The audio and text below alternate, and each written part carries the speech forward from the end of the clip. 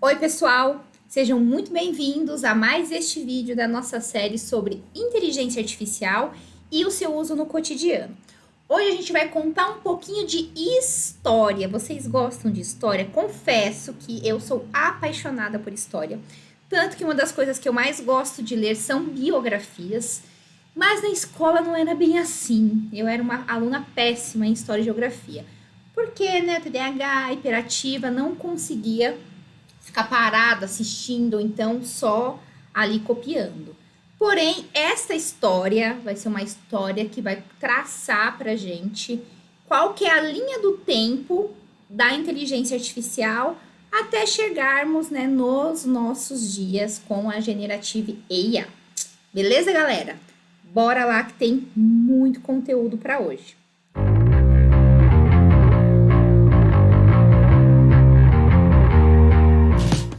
Muitas pessoas falam que a inteligência artificial começou mesmo em 1956. Depois a gente vai entender por que muitos falam que essa data é o marco zero. E realmente é. Porém, um pouco antes de 56, a gente já falava sobre inteligência artificial. O primeiro artigo científico que saiu sobre inteligência artificial foi esse artigo que fala sobre redes neurais.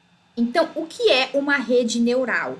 É uma estrutura de raciocínio artificial que imita o nosso sistema nervoso. Então, em 49 teve esse artigo que foi publicado, né, a respeito desse tópico.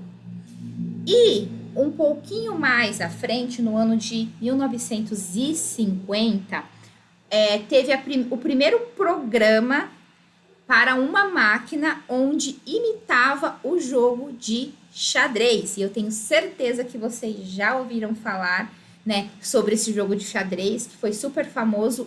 E também no ano de 1950, Alan Turing criou uma máquina que ela ela fingia que era um humano e simulava uma conversa escrita. Acho que vocês já assistiram esse filme, se não, corre lá para assistir porque é sensacional, chama O Jogo da Imitação.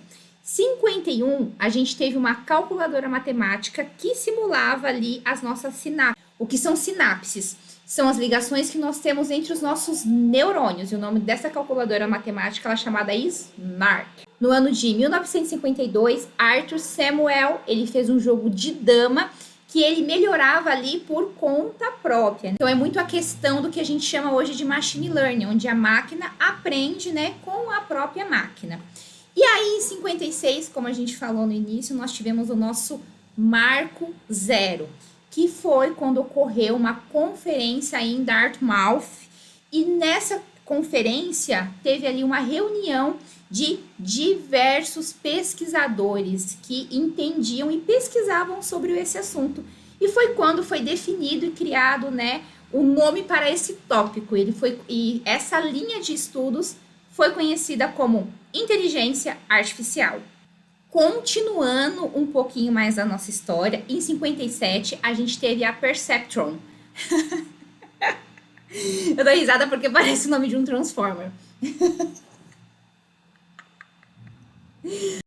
2 horas depois. Continuando aqui falando sobre a Perceptron, que foi uma rede neural que ela classificava resultados. Em 1958, a gente teve a primeira linguagem de programação que foi realmente feita para programar para inteligência artificial, que é a linguagem Lisp, muito usada até hoje.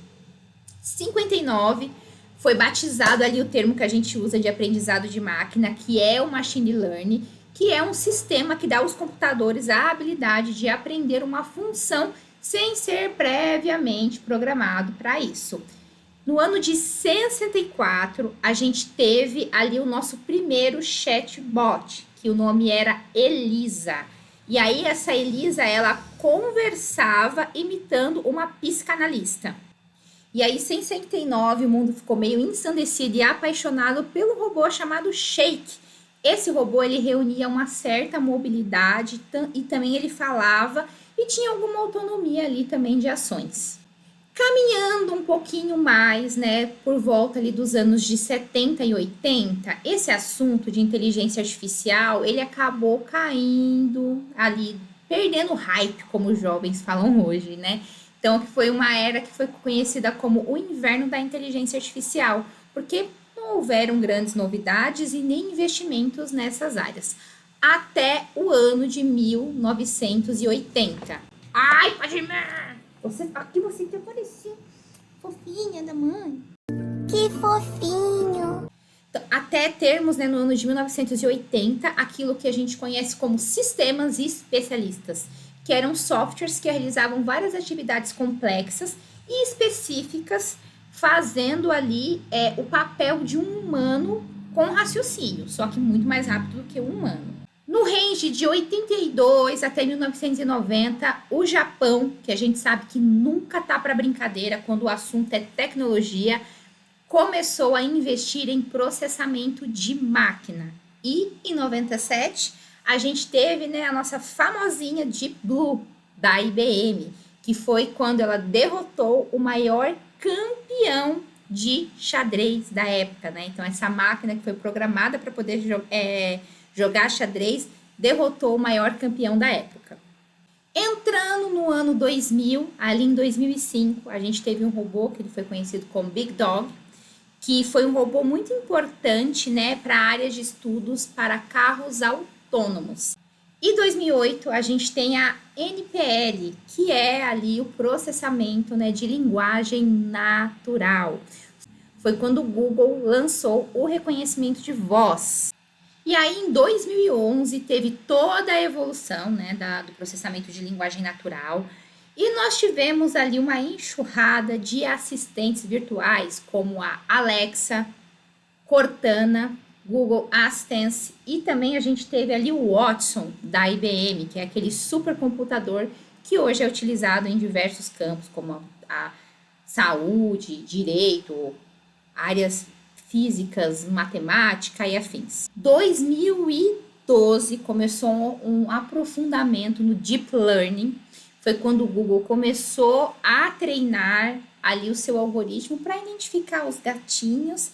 E aí foi um start para a gente começar a desenvolver o reconhecimento de imagens com a utilização da inteligência artificial. 2016 a gente teve um marco ali também, que foi o AlphaGo, que foi quando o próprio Google ele derrotou um campeão mundial em um jogo assim que era considerado super complexo. Então, era um desafio para IA, mais um desafio que foi concluído com sucesso.